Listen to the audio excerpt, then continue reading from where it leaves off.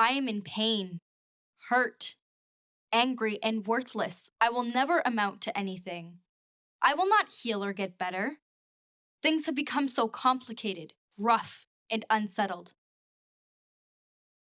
I am out of control, in a dark tunnel, and I can't find my way out towards the light, towards hope. I am sad, disturbed, tainted, and undeserving of good things. I am cutting, bleeding, ripping apart my flesh, and scarring. I am in pain, hurt and angry, and can't find my way back home.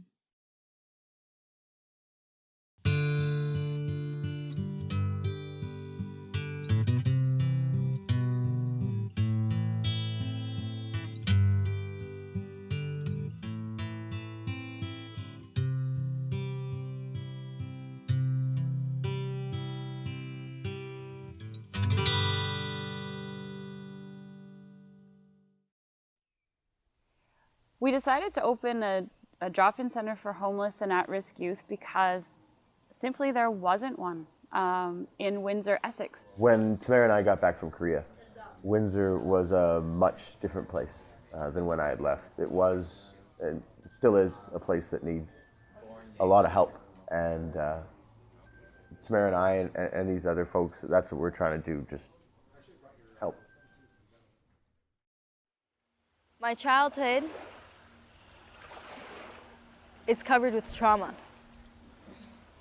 The only thing I can remember of my childhood is the sexual abuse that followed. I'm a sexual abuse survivor, and I've been surviving for 8 years. I still feel it, but I try to let go. A lot of these young people that come here, they really have nowhere else to go. Like, there's other places for sure, but they deal with more adult, the older people in dire situations. And with a youth center like the WIC, they offer more support because you're younger, you aren't used to this. There's always a concern about the duplication of services. I've heard from more than one person that Windsor could use 4 more of these places. If the Windsor Youth Centre wasn't here, I really don't know what these kids would do. Like, I was oblivious to how homelessness is in Windsor. Like, I never realized that there were so many kids that were on the streets or struggling. So now that they've had the opportunity to get a warm meal every day, like, where are they going to go? Like, I think about that all the time. Like, what are they going to do?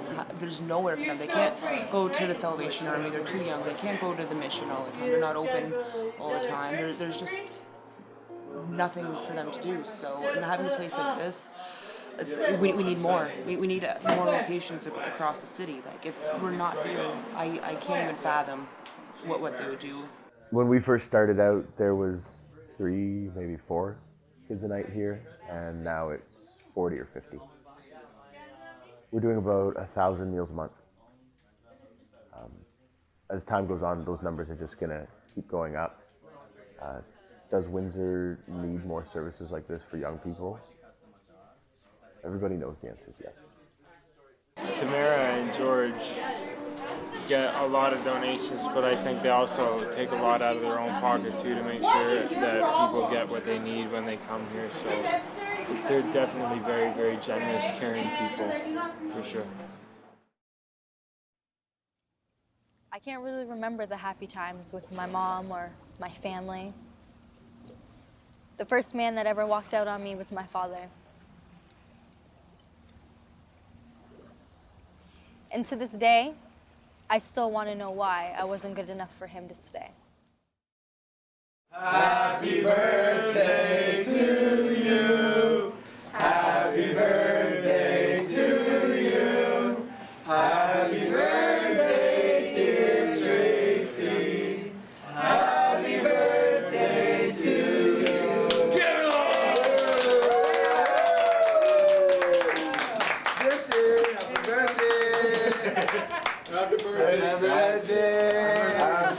doing fantastic. Help out. Wipe all the tables down. My favorite thing is making juice for dinners.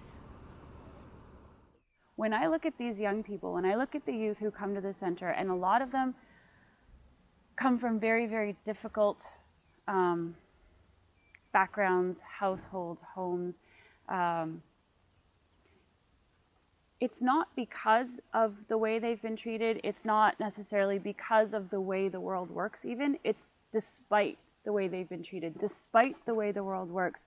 Their answers to the question, what is home, still include comfort, security, safety, love. I don't know where they've learned that because it's not really demonstrated in the world around us. It must be something that we have inherently. So that's really good news because it means that to create a home, all we need to do is nurture what's already there. You know, not always easy, as we all know, but I think very, very possible.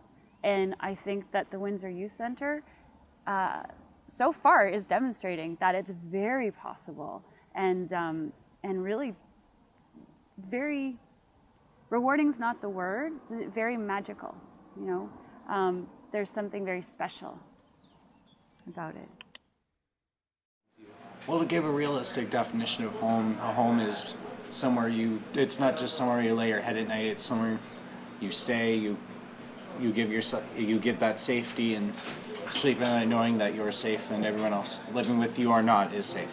With the Windsor Youth Centre, it gives that home setting with someone takes care of the home cooked meal. It's a safe place to talk to people and all that nice stuff.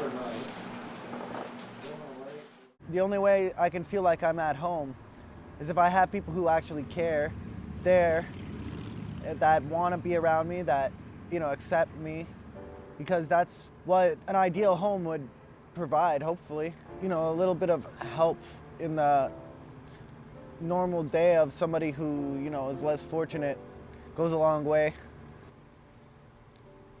I find also that the WYC, where I spend a lot of time, maybe, you know, 3-4 times a week, I come and I do feel like fellowship there with a number of people, you know, and it's good to have friends, and without friends, it's a lonely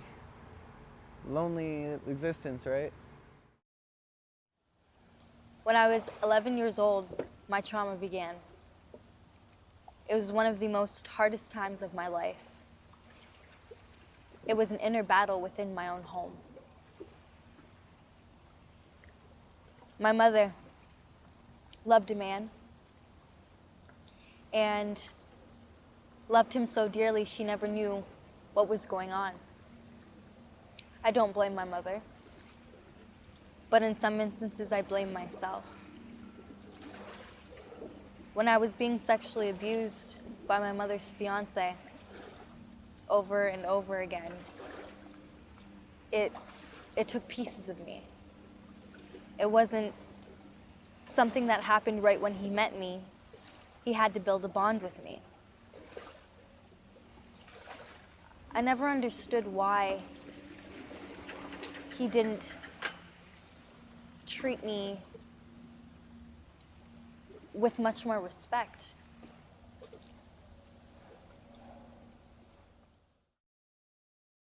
We were having some food and it was just some kind of sandwich. I don't even remember what it was now, but one of the kids who was sitting at the table with me started talking about how his mom used to make those sandwiches, and all of a sudden this big kind of tough looking guy just started to break down. Just a little bit, little sniffle, a little quiet, and that led to him and I just having a 2-hour conversation about his mom and some of the problems he's had to face with his family. And before I knew it, I was sharing with him where him and I are alike in that way. And when we were finishing, we stood up. This big, tough, scary looking guy that maybe in my normal life I wouldn't have had access to even having a conversation with, let alone a life-changing experience. He went to go shake my hand, and then he pulled me in for a hug. That was probably the first time I figured out that there's something about this place you can't quantify on paper. You kind of just have to be here. Art on Fridays is kind of a unique night here for the Windsor Youth Centre. I come and have dinner around 6:30, and I kind of catch up with what's going on during the week. And when dinner's all done, we do whatever kind of activity I've got planned. Like I said, we're doing watercolors this evening. We do weaving, we do sculpture, we do all kinds of different things. So over the course of the evening, different people come in and participate, and then, you know, sometimes they leave the stuff with us, sometimes they take it with them and make things for their friends that they don't maybe have access to be able to make for them, moms and dads and boyfriends and girlfriends and things like that. So it's kind of a neat way for them to give, as well as take when they're here. Right? So I'm enjoying it. I love it, actually. I have a great time every time. My mom's fiance, he told me to go sit on the couch. I went to the couch thinking he's gonna give me a present, something, chocolate, candy, a book. No, instead he forced himself on me. After everything happened, I started to notice he took things, not just things, but pieces of me.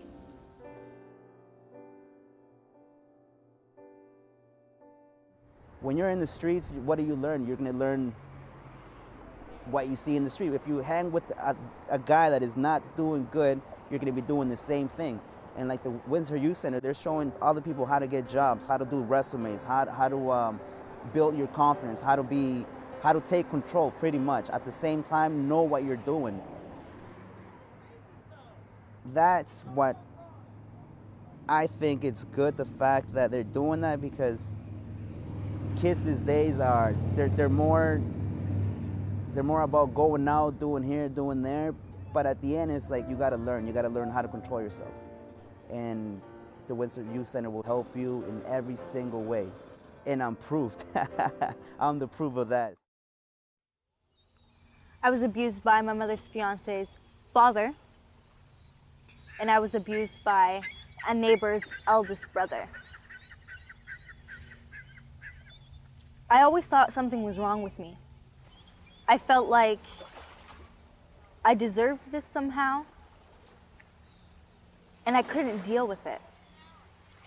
So at the age of 16, I began to be codependent with alcohol. I drank away my pain. I drank away the words I could not speak.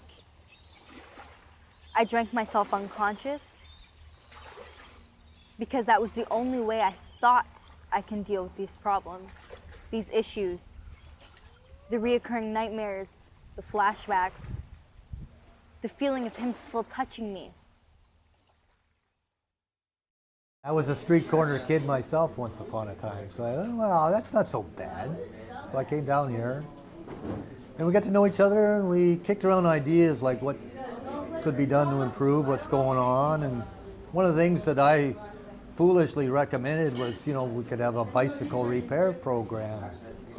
And Tamara said, that's great, when can you start? So here I am, fixing bikes. I was involved in a driving school here in Windsor. And that driving school was a pretty good school until my driving instructor decided to sexually assault me.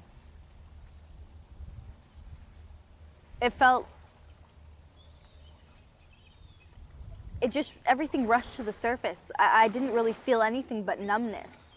My body just froze, and I felt like my brain just shut down, and I didn't know how to protect myself. We were driving in a car. I had the ultimatum of either crashing or just to keep driving. So I let the power of prayer get me through that. I prayed to God for forgiveness, And I prayed to God to get me through this.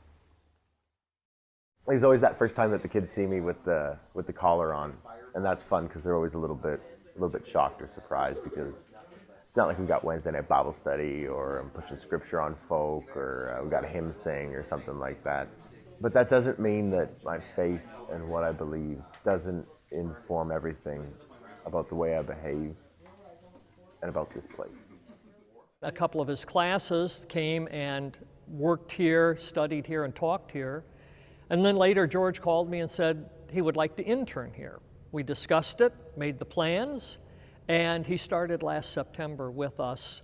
It was a supposedly 15-hour-a-week position, Sunday morning and a few hours during the week. Within probably a month, most of the people in the congregation started saying to me, "This is the guy. This is the one," because I'm nearing my retirement age. George also got me involved going over to Canada, and so I've been over to the Windsor Youth Centre a couple of times, met the young people, got to know them, see the work they're doing there, and it's really been a very important thing. The opportunity to provide care in a responsible, respectful way to these young people is probably one of the most important things that can be done. And I'm really excited with what they're doing there. A real service interest focus that's done in a way that helps each of these people preserve their own dignity and identity and assist them with things that a lot of people don't think of: filling out forms, making appointments, just all the things that people need to learn, and they're there to help. I've been coming to the Windsor Youth Centre since I think the beginning of July now, working with a Living Through the Arts program, and it's part of a larger program called Learning Through the Arts. But this is like a summer program, and it's basically an opportunity for youth to work with music and express themselves and give them another medium to work with. At 19 years old, I was sexually assaulted again by a neighbor. At that point in time, I swear my life flashed before my eyes. I couldn't deal with anything anymore, and alcohol did not work. It did not numb the pain. It did not make me unconscious. It just made me think. So what I did was I started to take glass and razors to my body.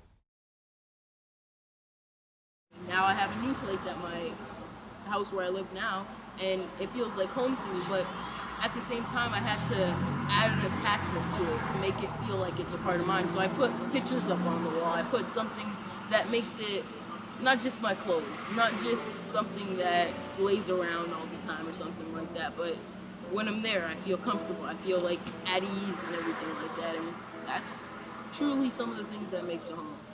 There's other things that you have to have in a house, like water. But at the same time, you essentially have to add something to your house to make it a home. Because not every house can just be, hey, that's my home right there. No, when people say home, it's a whole different word than just saying, oh, that's my house over there on the corner. You know, it means a different thing when you say, this is my home. My only sunshine, make me happy when skies are gray. Never know how much I love you. Please don't take my sunshine away. There are certain things that happen at the center. For example, we recently got a fantastic donation from a bunch of very dedicated people at the United Church, and that was a lot of bus tickets. And if we distributed 3 of those a night, then that would last us a year. A lot of them are already gone. So what we're explaining to the youth is that these are resources to share, and these resources are not endless.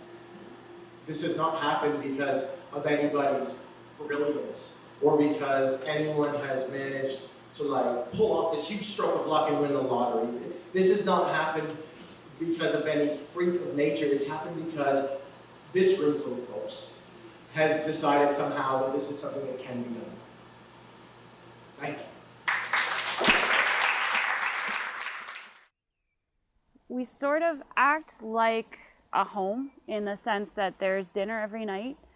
We open at 5 p.m. and we close at 10, and in that time there's a hot meal that everyone sits down to together, and we share the meal together. There's chit chat, there's talk, a lot of conversation.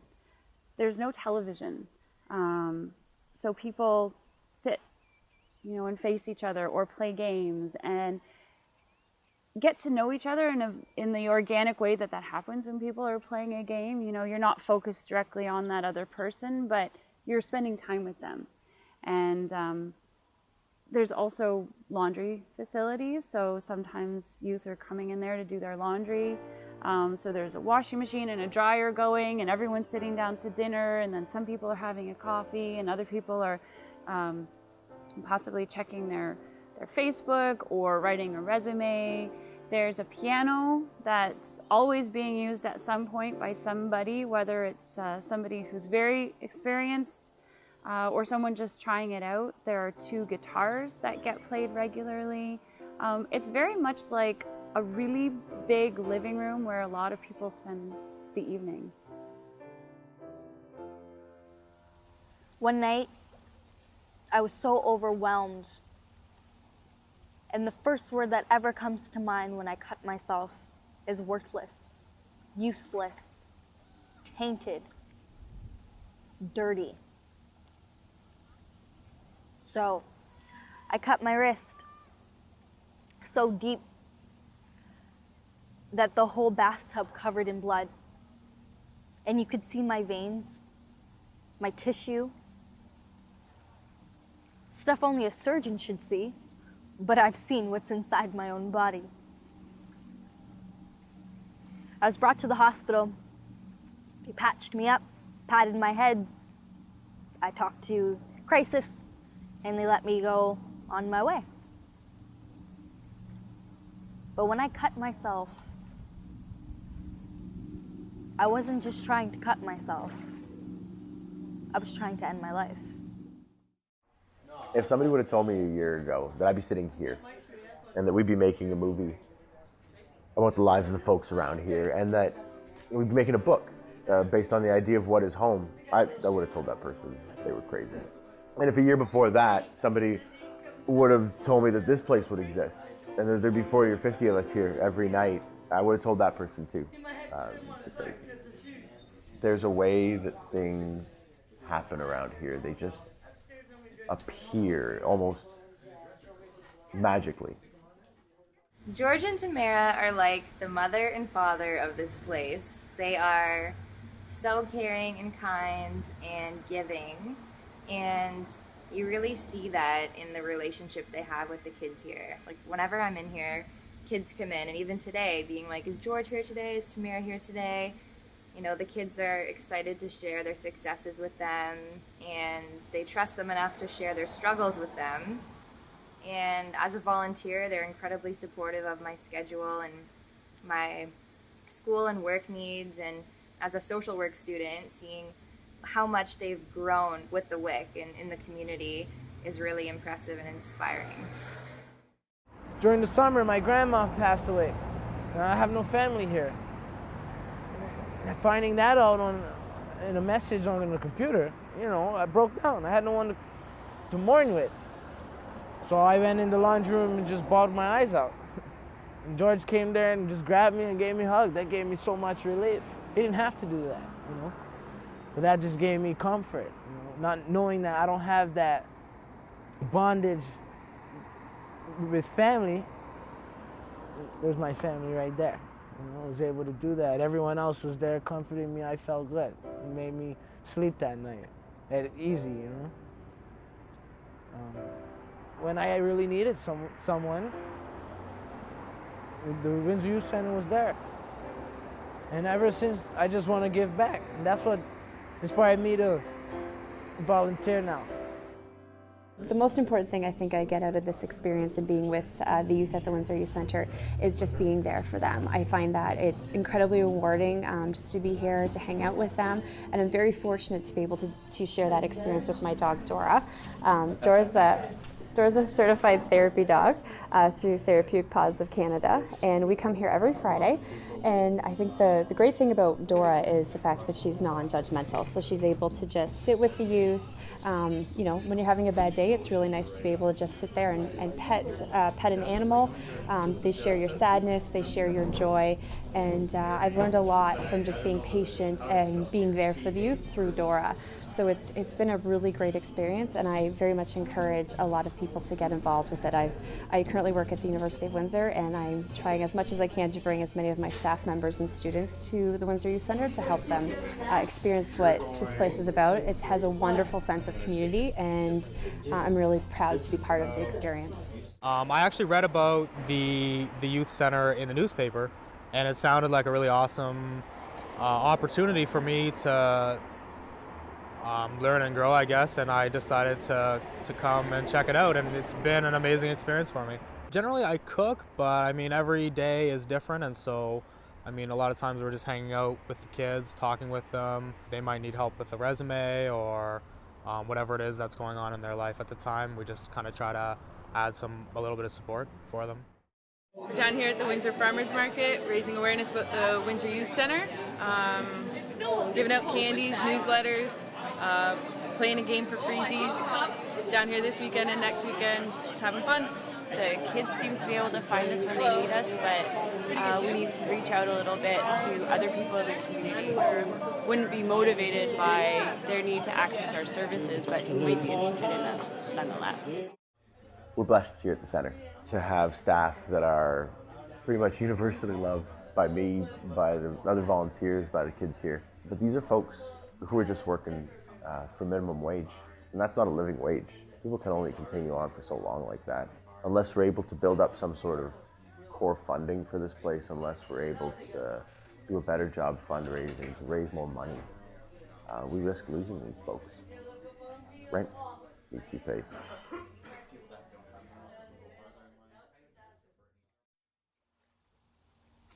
I will not cut again.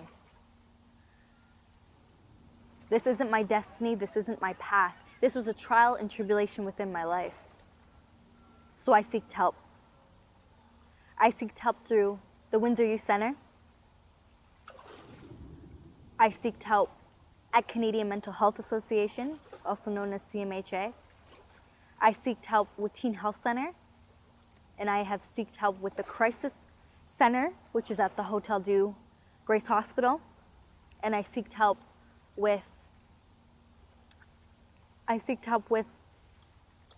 my family, my friends, and SAC, which is also known as the Sexual Assault Crisis Center. There was one point in my life where the cutting got old. I can't lie to you and say I don't still think about it, but I needed help. It was a cry for help. This is all just a cry for help. Can you get the pictures? I thank the Lord for the food we're about to receive, and the people we're about to receive with. And therefore have a very, very, very, very, very happy Thanksgiving. And just Tracy wrote it up, done. Thank you for the Thanksgiving grub. Thanksgiving, everybody. Happy Thanksgiving. You know, everything is really about, you know, being inside the center and working towards, you know, meeting that immediate goal, and that is to help some of these folks move into the next square of their lives. It's not really institutionalized, it's really laid back. You know, you have folks that come in and they can't tell who's the volunteer and who's the youth that are receiving services in there. You know, so in that respect it's really laid back, which creates a very comfortable atmosphere.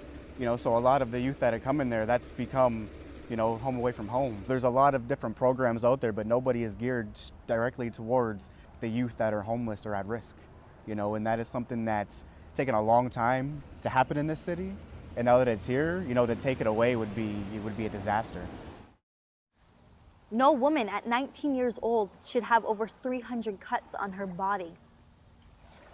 To look at herself naked in a mirror and be ashamed of what she sees. But I'm learning that I am not worthless. I am worthy. I'm learning that I can cope with my emotions without cutting, drinking, or doing anything negative or harm to my body. I'm learning that I am a beautiful young woman that has a lot to offer. And I'm learning that I'm a proud lesbian woman. And I want to continue my life with positivity rather than negativity. And with the help that I'm receiving, the help that anyone needs to receive if this is what you're going through, the help that I listed that I have isn't just the resources we have a lot more resources, but I made sure I tapped into them voluntarily because I don't want my mother and my friends and my girlfriend or my family to have to bury me. The kids here, they have a lot of struggles and things that they're up against. You know, they've really been underestimated and disempowered in a lot of ways. But when you start to interact with them and really get to know them as people, the walls that they've built against the world sort of come down, and it's beautiful to see them for who they really are and just have good times and smiles and laughs and create beautiful things together like art and crafts. I've been a volunteer since the WIC opened last year in October. So I decided to join Lily Hats as well and make baby hats for babies in the NICU and local hospitals. And I decided to marry the two and bring Lily Hats to the WIC.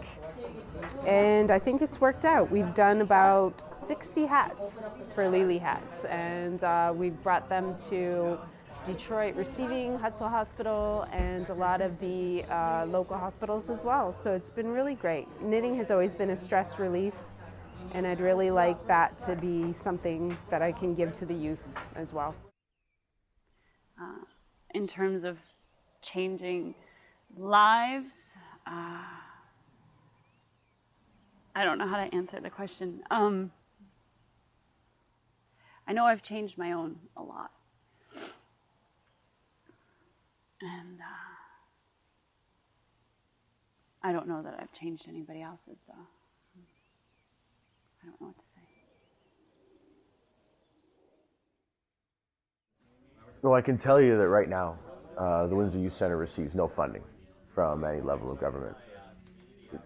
I hope that that'll change, that whether it be the federal or provincial or municipal government, that they'll see the value in places like these. But right now it's been individuals, it's been faith communities, and they've been standing in the gap. But even that money too will run out.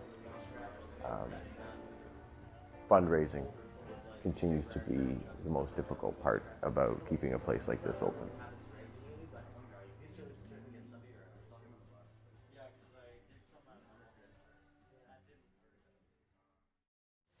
The Windsor Youth Centre. Now, some people know it as WYC or WIC. I know it as WIC, and I'd like to say WIC is my home. WIC is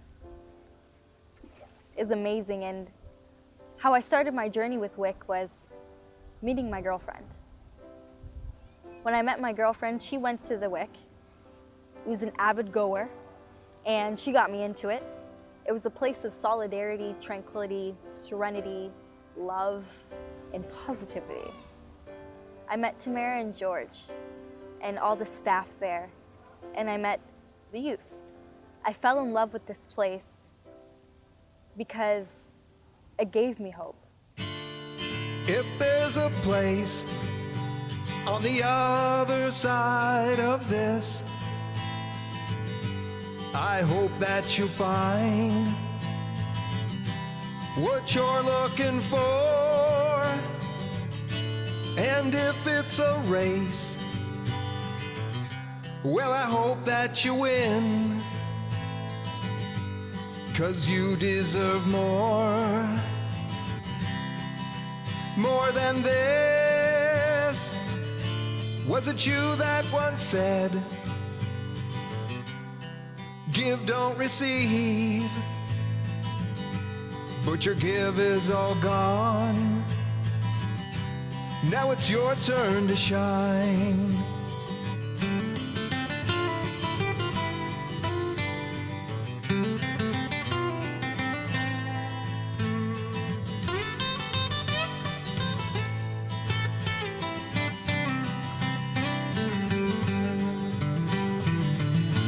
Now live for your dream, 'cause it's been too long since I seen you smile.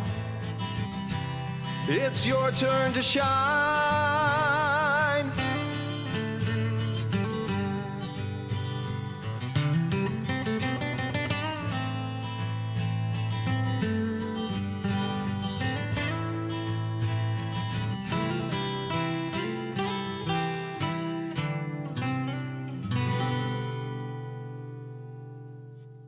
Happy birthday.